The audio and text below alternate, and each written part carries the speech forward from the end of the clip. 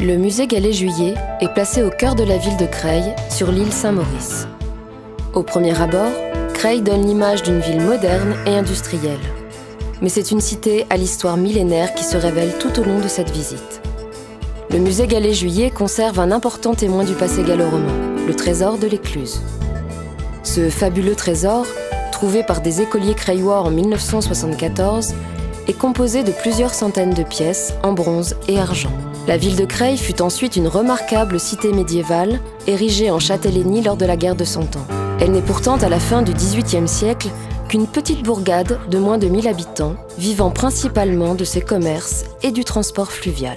La ville s'industrialise au XIXe siècle avec le développement d'entreprises telles que la fameuse faïencerie de Creil et l'arrivée du chemin de fer en 1846. Creil a connu son heure de gloire au Moyen-Âge. À cette époque-là, elle était la ville chérie des rois. Les rois venaient, dans la vallée de l'Oise, pour s'adonner à la pêche, à la chasse, leur passion préférée. Au 7e siècle après Jésus-Christ, c'est à cet emplacement, sur l'île Saint-Maurice, qu'est apparu le premier château de Creil, appelé alors Criolon. Le château est fréquenté plus tard par Saint Louis, puis par Philippe IV le Bel. Le troisième fils de Philippe IV le Bel, Charles IV le Bel, naît même au château de Creil en juin 1294. L'emplacement de Creil étant considéré comme stratégique pendant la guerre de Cent Ans, le roi Charles V décide de se l'approprier le 4 janvier 1375. Il y vient fréquemment et fait construire un nouveau château. Charles VI y vient plusieurs fois, notamment pour se reposer. Le château de Creil change de nombreuses fois de propriétaire jusqu'en 1704. À cette date, il passe entre les mains de la famille Bourbon-Condé. Les Bourbon-Condé sont également propriétaires du château de Chantilly, non loin de là. Louis-Henri-Joseph de Bourbon-Condé décide dans les années 1780 de céder le château fort de Creil à un certain Pierre Juéry. Pierre Juéry a l'autorisation d'utiliser les lieux comme bon lui semble, mais en échange, il doit construire un auditoire et une prison. Il va donc détruire le château fort pour en faire une carrière de pierre et l'habiter. Il conserve uniquement une partie de l'aile nord et des maisons vont être construites tout au long du XIXe siècle à cet emplacement. À la veille de la Révolution de 1789, le château est démonté en grande partie. Après la Révolution, la partie nord du château est occupée par des particuliers comme Jacques Bagnal, directeur de la faïencerie de Creil, et Pierre Juéry. Jules Juillet, médecin et maire de Creil pendant 22 ans, et son épouse Marie, nièce de Jacques Bagnal, reçoivent en héritage les maisons situées dans l'aile nord du château fort. Leur fille, Marie, épouse du rentier Ernest Gallet, cousin d'Émile Gallet, hérite plus tard de ses biens. C'est de l'union de ces deux familles que le musée tient le nom Gallet-Juillet. Marie et Ernest ont un fils, Auguste, militaire de carrière, qui épouse Berthe Franchemont en 1894.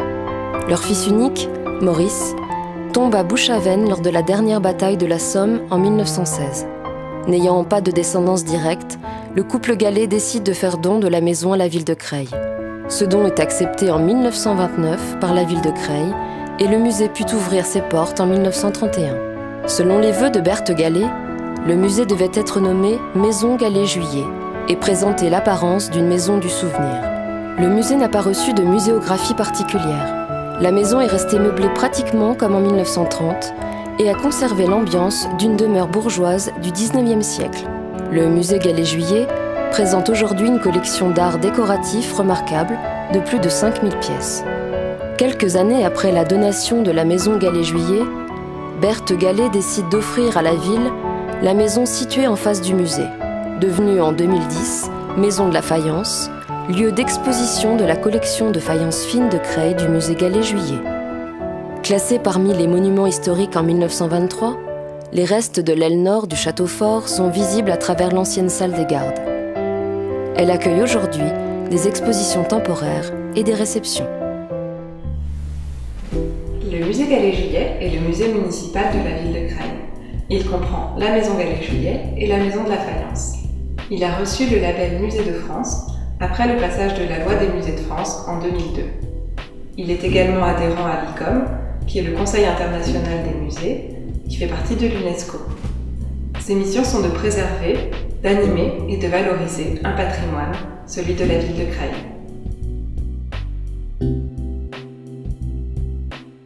Le service des publics est chargé du bon accueil des visiteurs de la Maison Gallet-Juillet et de la Maison de la Faïence. Nous proposons à tous les publics des visites généralistes mais aussi thématiques destinées aux visiteurs individuels, aux scolaires et aux groupes. Nous proposons tout au long de l'année des expositions, des conférences, mais aussi des ateliers destinés aux enfants et au public adulte. Nous participons également à des manifestations nationales telles que les Journées du patrimoine, la Semaine du goût ou la Nuit des musées. Nous mettons tout en œuvre pour faire découvrir les collections du musée, le patrimoine crayois, à un public varié. Bienvenue au musée Gallet-Juillet. Bonne visite.